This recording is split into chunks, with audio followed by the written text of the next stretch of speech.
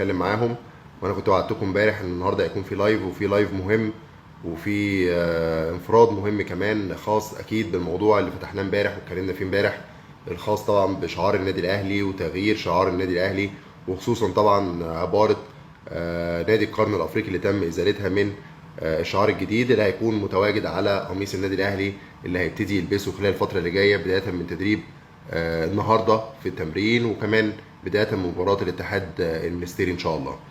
الموضوع ليه ابعاد كتير، ويمكن مكالمات كتير جات لي سواء من يعني اصدقائنا المتابعين او من يعني مسؤولين داخل النادي الاهلي. يعني ناس كتير بقى ابتدت توضح لي الصوره عامله ازاي، سواء من الناس في شركه الكوره القديمه، وخصوصا اللي احنا كنا اتكلمنا عن استاذ عمرو شاهين او الكابتن عمرو شاهين، ان هو السبب الرئيسي في القصه ديت، وان هو اللي عمل الموضوع، وان هو اللي غير الشعار، وان هو اللي عرضه متاخر على مجلس الاداره، وان هو اللي اتفق مع شركه اديداس على ان ده يبقى شعار بدايه من الموسم الجديد ان شاء الله. ردود افعال كتير للامانه، ردود افعال كتير يعني، ولكن لحد النهارده يمكن انا كنت اتكلمت امبارح في اللايف لو تفتكروا، ان يعني قلت لو استاذ عمرو شاهين او كابتن عمرو شاهين حابب ان هو يرد عليا، او حابب يعمل مداخله، او حتى حد من طرفه حابب يعمل، ولكن هو راجل يعني ما حبش يدخل او كده. ده طبعا بالنسبه لي ليه معنى ان هو يعني بالنسبه له الكلام ما فيش اي مشكله بالنسبه له، او هو شايف ان الكلام مظبوط يعني. فده اعتقد ده المعنى الوحيد يعني. قصه ان هو ما يتكلمش وهو متهم باتهامات شبه دي، وانا اعتقد ان هو اتهام قوي، خصوصا لما يكون واحد مسؤول اهلاوي وراجل كان مسؤول بشكل كبير. اعتقد ان هو يعني كان مطالب ان هو يدخل. الناس بتقولي الصوره واقفه، هل يا جماعه الصوره واقفه فعلا؟ لو الصوره واقفه بس عرفوني. ان هو كان لازم يدخل يدخل. فبالتالي لا يعني شايف ان الموضوع كده ليه بعد مهم جدا، ان الراجل ده يعني زي ما بيقولوا كده اعتراف ضمني منه ان هو الكلام اللي اتقال امبارح كلام مظبوط. طيب ايه اللي حصل وايه اللي هيحصل؟ لو هنفكر الناس كده سريعا، استاذنكم بس يا جماعه نشير اللايف، عشان يعني كده كده اساسا الوقت متاخر، فالموضوع مش هيوصل قوي يعني. فاستاذنكم كده نشير اللايف عشان نشوف اكبر عدد ممكن من الاسئله والاراء بعد ما نخلص، واللي شاير يقول. الجزئيه اللي كنت بكلمكم فيها ايه اللي حصل؟ اللي حصل ان شعار النادي الاهلي اتغير، كثافه اللون الاحمر اتغيرت، كلمه الاهلي صغرت، كثافه الالوان اتغيرت، حاجات كتير جدا جدا في الشعار، يعني حاجات فنيه يعني. ولكن اهم حاجه او هي اللي كنا بنتكلم فيها او اللي كنا بننتقدها امبارح، اللي هي ازاله شعار نادي القرن من على شعار النادي الاهلي. انا كنت بشوف ان دي حاجه مهمه جدا، ان انت النهارده ده اعتراف او تاكيد قدام كل الناس ان فعلا النادي الاهلي هو نادي القرن. طبعا هو الاهلي نادي القرن، دي ما فيهاش كلام، ولكن الموضوع كان عليه لغط. الزمالك بيتكلم ان هو نادي القرن، مين فعلا نادي القرن، واللي بالكم فيه 9 اكبر من 5 والكلام اللي احنا كنا بنتكلم فيه ده. فبالتالي الموضوع عليه لغط، فانت كنت طول الوقت بتشاير او بتاكد صوره او بتصدر صوره ان انت نادي القرن، حتى لو الصوره دي نزلت في مجله الزمالك. يعني لو صوره شعار الاهلي نزلت في مجله الزمالك هيكون مكتوب عليها نادي القرن، وما ينفعش حد يغيرها لان ده شعار نادي. فبالتالي انت النهارده خسرت حاجه مهمه جدا جدا جدا في تاكيدك على موضوع زي ده.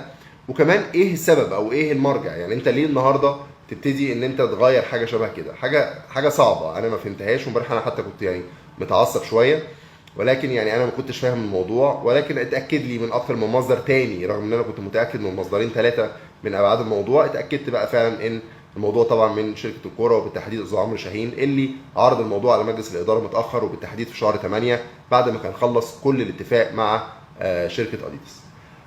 انا بشوف ان جمهور الاهلي هو البطل في الموضوع. جمهور الاهلي قام بملحمه امبارح، وان عمل حمله اعتراض كبيره، والحمد لله برضو يعني انا كنت برضو شايف كده، وكنت معترض بشكل كبير جدا جدا على فكره تغيير الشعار. ولكن جمهور الاهلي شفته طبعا سواء قبل اللايف او بعد اللايف، يعني كان في اعتراضات كبيره جدا جدا على صفحات على تغيير الشعار، وخصوصا قصه تغيير مقوله نادي القرن الافريقي. ايه اللي حصل؟ حصل استجابه بقى سريعه من مجلس اداره النادي الاهلي. انا قلت لكم امبارح ان مجلس اداره النادي الاهلي ما كانش حابب التغيير ده، وما كانش شايف ان التغيير ده المفروض يتم.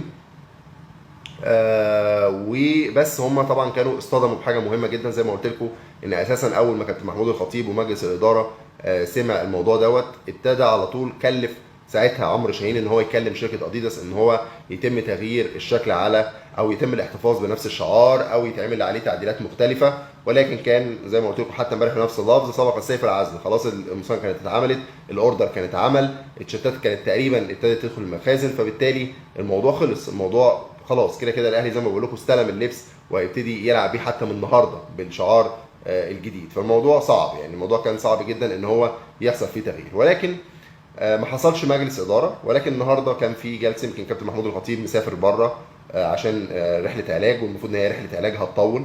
نتمنى له طبعا كل الشفاء، ونتمنى له طبعا ان هو يرجع بالف صحه وسلامه. محمود الخطيب رمز كبير ورئيس النادي الاهلي، وراجل يعني فعلا الحقيقه الفتره الاخيره عمل مجهودات كبيره جدا جدا يعني لتصحيح مسار فرقه الكوره، خصوصا بعد الموسم الصفري موسم السنه اللي فاتت. مجهود كبير عشان يتعاقد مع مدير فني، وحصل ونجح ان هو يتعاقد مع كولر مدير فني كبير جدا. صفقات الاهلي سواء شادي حسين او ميسي او اللعيبه السداسي بتاع وادي دجله، او حتى اللعيبه الاجانب الاهلي خلصها، سافيو ومارسينيو طبعا اللعيب البرازيلي اللي برده اقترب وبقوه من ارتداء قميص النادي الاهلي، وكمان اللعيب اللي هو هيكون تحت السن. وانا قلت لكم امبارح ان في مفاضله، لكن انا بس ما لحقتش اتكلم اسال هل كولر اختار فعلا خلاص وبلغ اداره النادي الاهلي هل اللعيب البرازيلي هل اللعيب الافريقي. يمكن انا هحاول اعرف لكم المعلومه دي واجيبها لكم بكره ان شاء الله، لان انا ما اعرفش هل هو بلغ ولا لسه. يعني هحاول اعرف لكم المعلومه ديت واقول لكم اذا كان هو بلغ اداره النادي الاهلي بالاختيار الاخير بالنسبه للعيب اللي تحت السن ولا لسه. النهارده مجلس اداره النادي الاهلي ما اجتمعش اجتماع رسمي، ولكن حصل اجتماع تضامني كده، كل اعضاء مجلس الاداره كلموا بعض. كابتن محمود الخطيب النهارده زي ما قلت لكم ان هو قبل ما يسافر وقبل ما يبتدي رحله علاج هتكون طويله شويه، يمكن الدكتور حذره ان هو ما يبتديش رحله العلاج دلوقتي، لان هو شايف طبعا ان هو جه على نفسه كتير الفتره الاخيره وتعرض لمجهودات كبيره. كلنا عارفين طبعا كابتن محمود الخطيب يعني كان مريض من فتره من فترات، والموضوع كان محتاج علاج بشكل معين. كابتن محمود الخطيب مقصر في القصه دي بسبب ضغوطات النادي الاهلي، ولكن طبيب المعالج ليه اكد له ان لازم يعني يخضع لفتره العلاج خارج مصر دلوقتي عشان التعب ما يتفاقمش عليه. قبل السفر وقبل ما الراجل يسافر عشان يبتدي رحله العلاج، عقد جلسه مطوله النهارده مع كولر، واتكلم عن كل احتياجاته، واتكلم عن الصفقات، واتكلم عن طلباته في بدايه الموسم الجديد، كل حاجه خاصه بالفنيه. ولكن في نفس التوقيت عقد اجتماع مع اكتر من عضو مجلس اداره، اللي ما قابلوش في النادي كلمه في التليفون، خاصه طبعا بموضوع الشعار، وتم الاتفاق ان الموضوع لازم ينتهي. يعني احنا النهارده فعلا القمصان او التيشيرتات بتاعت النادي مش هينفع تتغير، القميص الجديد كده كده هيكون عليه الشعار الجديد للاسف. ولكن اداره النادي الاهلي خدت قرار، والكلام ده على مسؤوليتي، ان الشعار دوت هيتغير بدايه من الموسم اللي بعده، او مع اول شحنه هدوم تانية غير الشحنه ديت. الاهلي خلاص هيستلم لبسه بتاع الموسم كامل، اول لبس او اول شحنه ملابس الاهلي هيستلمها خلال الفتره اللي جايه هيكون يعني الموضوع عليه شعار النادي الاهلي، سواء بقى القديم اللي الاهلي غيره او الشعار الحالي، ويتم عمل تعديلات عليه، وهيكون يعني هيكون اهم حاجه ان هو يتعدل فيها قصه نادي القرن.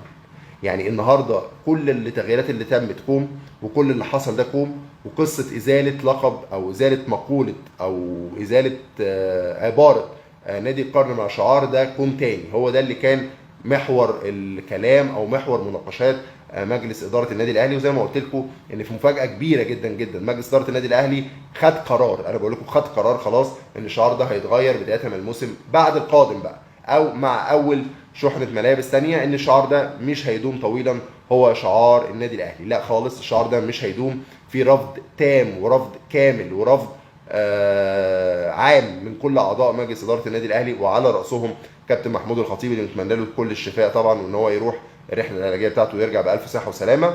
ان النهارده مش هيتم الشعار دوت، او مش هيتم اعتماد الشعار ده، وحتى لو هيتم اعتماده مؤقتا بسبب موضوع التيشيرت او بسبب موضوع القمصان، ده مش هيدوم على طول، وهيتم التراجع عن الموضوع دوت، وهيتم تعديل في الشعار دوت، سواء بالعوده للشعار الاولاني او ان يتم تعديل على الشعار الجديد. ولكن فكره ان هو يكمل في المواسم اللي جايه وده يتم اعتماده ويبقى بقى شعار النادي الاهلي لفترات طويله، انا بقول لكم ده مش هيحصل خلاص. مجلس اداره النادي الاهلي استمع لصوت الجمهور واستمع لصوته هو كمان، لان انا اعتقد ان اي حد اهلاوي بيحب النادي الاهلي او بيفكر في النادي الاهلي هيبتدي لازم يفكر في قصه الشعار دي، وان هو ما ينفعش انه انت خسرت حاجه مهمه جدا جدا جدا من المردود او من الاهميه اللي كان بيجيبها لك الشعار ده.